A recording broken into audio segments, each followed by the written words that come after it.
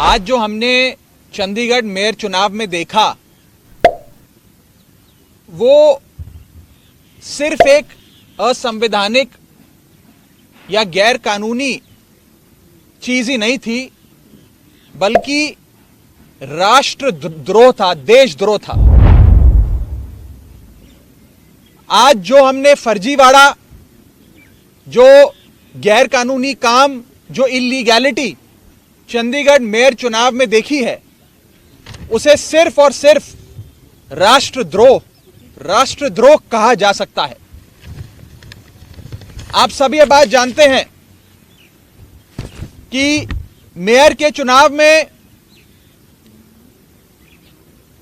20 vote India गठबंधन के पास थे और मात्र 16 वोट भारतीय जनता पार्टी के पास थे। 15 और साथ में अगर मैं एक और अन्य वोट भी जोड़ दूं, जहां 20 वोट आम आदमी पार्टी और कांग्रेस पार्टी के इंडिया गठबंधन के पास थे, वहां गठबंधन का जीतना, इंडिया अलायंस का जीतना तय था। और अपनी हार को सामने देख बीजेपी ने षड्यंत्र रचे। सबसे पहले 18 जनवरी को होने वाले चुनाव में प्रिसाइडिंग अफसर, जो चुनाव कराता है अफसर, उसे बीमार करके अस्पताल में भर्ती करा दिया ताकि उस दिन चुनाव ना हो।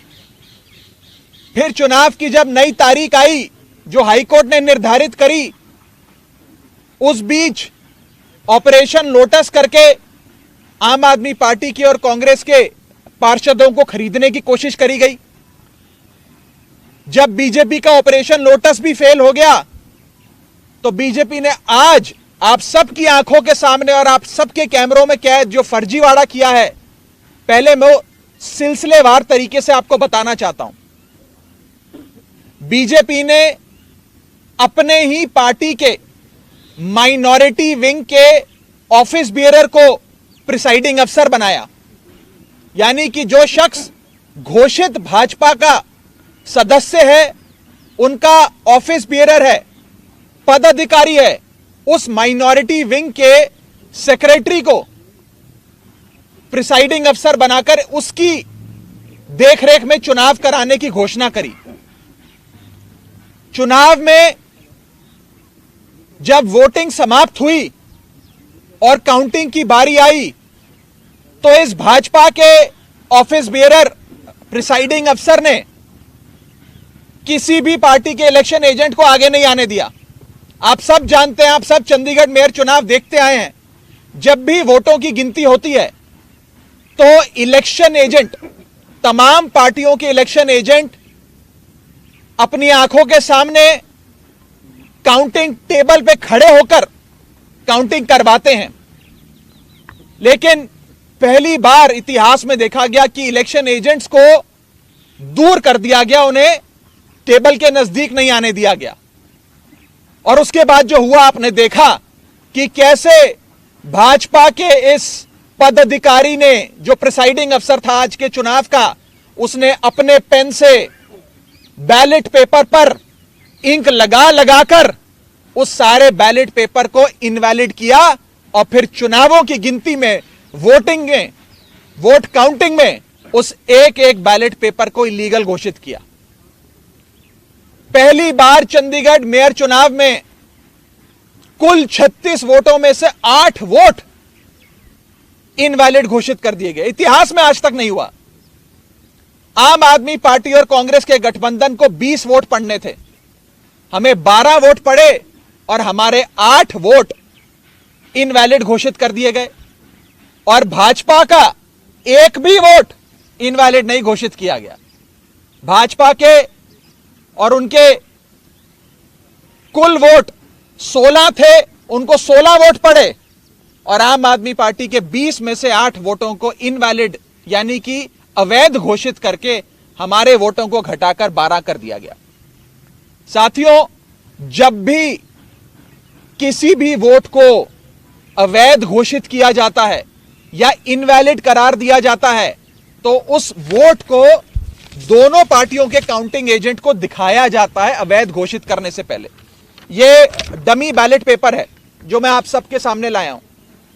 जब काउंटिंग के दौरान इस प्रकार के बैलेट पेपर को इल्लीगल घोषित किया जाता है तो प्रिसाइडिंग अफसर, अगर मान लीजिए मैं प्रिसाइडिंग अफसर हूं, तो मैं दोनों पार्टियों के इलेक्शन एजेंट को वो दिखाऊंगा बैलेट पेपर कि देख लीजिए यहां इनके निशान बाहर लगा हुआ है, ये इनवैलिड है, मैं इसे अवैध घोषित कर रहा हूं। ऐसे दोनों पार्टियों के इलेक्शन एजेंट को दिखाया जाता है और दिखाने के उपरांत उनकी सहमति से, और जो डीसी चुनाव हैं, जो डिप्टी कमिश्नर बैठे हैं, उनकी सहमति से इस वोट को अवैध घोषित किया जाता है।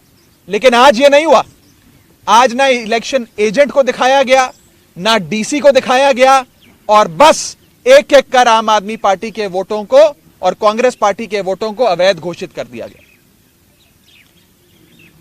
यह दिखाता है कि भारतीय जनता पार्टी इतने छोटे से एक मेयर के चुनाव में, म्युनिसिपल कॉरपोरेशन के मेयर के चुनाव में, अगर इस प्रकार की गैर कानूनी असंवैधानिक घटनाएं को अंजाम दे सकती है, तो आप सोचिए कि लोकसभा चुनाव की हार देखते हुए ये लोग क्या करेंगे। क्या भाजपा इस देश को नॉर्थ कोरिया बनाना चाहती है कि इस देश में चुनाव ही ना हो, और चुनाव सिर्फ उसी स्थिति में हो जहां भारतीय जनता पार्टी पूरी मशीनरी को रिग कर पूरी चुनावी प्रोसेस को विशिएट कर चुनाव जीत सके। साथियों, मैं अनिल मसीह, जो भारतीय जनता पार्टी के माइनॉरिटी विंग के पदाधिकारी हैं और आज के प्रिसाइडिंग अफसर हैं, उनके खिलाफ कार्रवाई की मांग करता हूं। आपराधिक मामला दर्ज होना चाहिए और उनकी गिरफ्तारी होनी चाहिए। ऐसे लोग और ऐसी पार्टियां जो हमारे देश की लोकतंत्र की सरेआम हत्या कर रहे हैं, उन लोगों को बाहर रहने की कोई आवश्यकता नहीं है। उन लोगों की सही जगह जेल है, उन लोगों को जेल होनी चाहिए। और मैं एक और आपको फैक्ट बताना चाहता हूं। जब भी काउंटिंग के दौरान कोई भी इलेक्शन एजेंट पार्टी का ऑब्जेक्शन रेस करता है, तो उस ऑब्जेक्शन को डिप्टी कमिश्नर और वहां पर बैठे जो इलेक्शन ऑफिसर्स होते हैं उनसे सलाह मशवरा करके उसका हल किया जाता है। आज पूरे सदन में हंगामा चल रहा था, लोग आपत्ति दर्ज कर रहे थे, प्रिसाइडिंग अफसर के कंडक्ट पे सवाल खड़े कर रहे थे, लेकिन प्रिसाइडिंग अफसर इलेक्शन कराते रहे, काउंटिंग करते रहे, और जैसे ही बीजेपी के कैंडिडेट को उन्होंने घोषित किया बतौर विजेता, उसके बाद जितने भी बैलेट पेपर थे काउंटिंग के, उन्हें जल्द से जल्द हटाकर एक कमरे में लॉक कर दिया गया। न जाने उन बैलेट पेपर्स के साथ इन लोगों ने आगे क्या किया होगा। बैलेट पेपर तक किसी पार्टी के किसी प्रत्याशी को, किसी काउंसलर को नहीं दिखाया गया। बैलेट पेपर तक गायब कर दिया गया है। यह आज सरेआम देश का एक महत्वपूर्ण शहर चंडीगढ़ में आप सबकी आंखों के सामने घटा है। मैं बस इतना ही कह सकता हूं कि भारतीय जनता पार्टी इंडिया गठबंधन से इतना घबरा गई है, इतना डर गई है कि अब वो इस प्रकार की असंवैधानिक घटनाएं, गैर कानूनी घटनाओं को अंजाम दे रही है। मैं सीधा बस इतना कहना चाहता हूं कि भारतीय जनता पार्टी ने जो आज चंडीगढ़ मेयर चुनाव में किया है, वो सीधा सीधा देशद्रोह है। यह देशद्रोह से कम चीज नहीं है, और इन लोगों के खिलाफ कार्रवाई होनी चाहिए। नहीं तो इस देश के आम आदमी का लोकतंत्र से और चुनावी प्रक्रिया से विश्वास उठ जाएगा।